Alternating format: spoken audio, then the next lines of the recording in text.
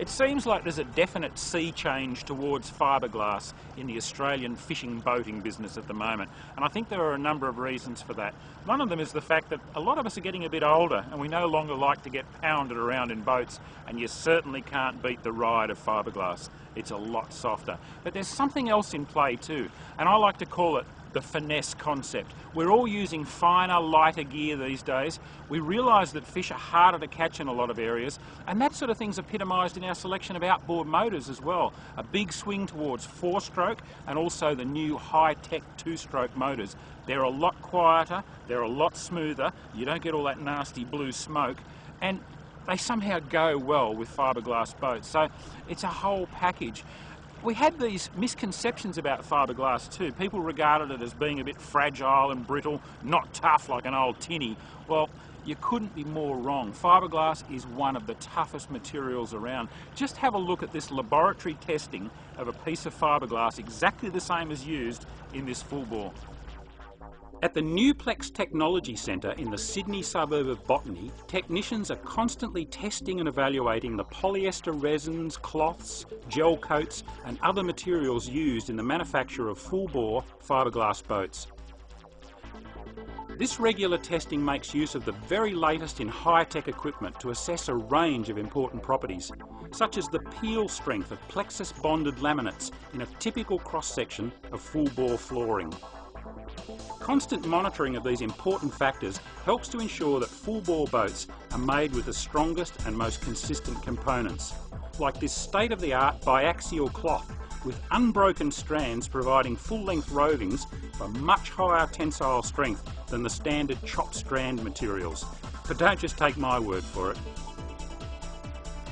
At the lab, we subjected a section of full-bore fiberglass laminate panelling to the most rigorous of impact testing.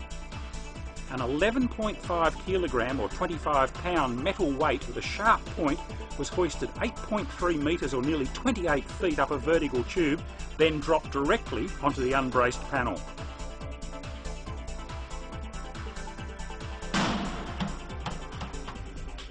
While not exactly pretty, the result bears testimony to the resilience of modern glass reinforced plastic. Superficial damage has occurred on both sides of the panel, but it's still intact.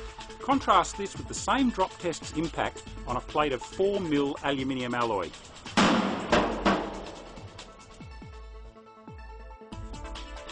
The aluminium alloy plate is badly deformed and clearly punctured, with a significant hole resulting. By comparison, the laminated fiberglass panel has retained its shape and its overall integrity. More importantly, in a boat hull it would still be watertight, as there's no hole or fracture extending completely through the material. These comparative results speak for themselves.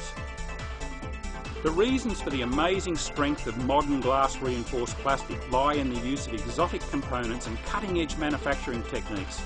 Leading fiberglass boat builders like Full-Bore are increasingly relying on laminates of space-age composites, including this Cledgecel cross-linked PVC foam. Laid up between sheets of double-bias e-glass mat and a nylon flow medium, this full-bore hatch cover panel will be vacuum infused with polyester resin. The entire sandwich is sealed in a special plastic bag and air is drawn out using a powerful vacuum pump. The resin is then literally sucked into the laminate, dramatically reducing wastage and eliminating hazardous gases and other environmental or work safety issues. This really is the future of fiberglass boat building.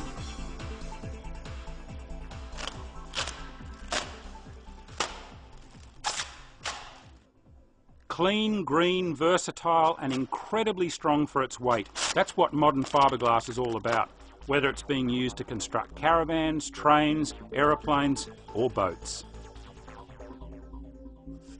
As a bonus, fiberglass is cheap and easy to repair, without the need for lots of fancy equipment or even access to electricity. Remember that panel we performed the high impact drop test on? Well, here it is again, being patched up in just a few minutes. Full-bore designer Tyson Dethridge simply cleans up and keys the damaged area, wets it out thoroughly with polyester resin, applies an offcut of glass chopped strand mat, brushes on some more resin to fill in the gaps, and I should mention that all of this stuff is available in cheap kit form from most surfboard shops and many hardware outlets. Finally, Tyson carefully rolls out any remaining air bubbles, and really, it's as easy as that. The job's just about done. Out in the field, you could be back on the water inside an hour, with a proper follow-up repair in the workshop at a later date, returning the hull to its as-new condition. Speaking of hulls, this is what a 5.5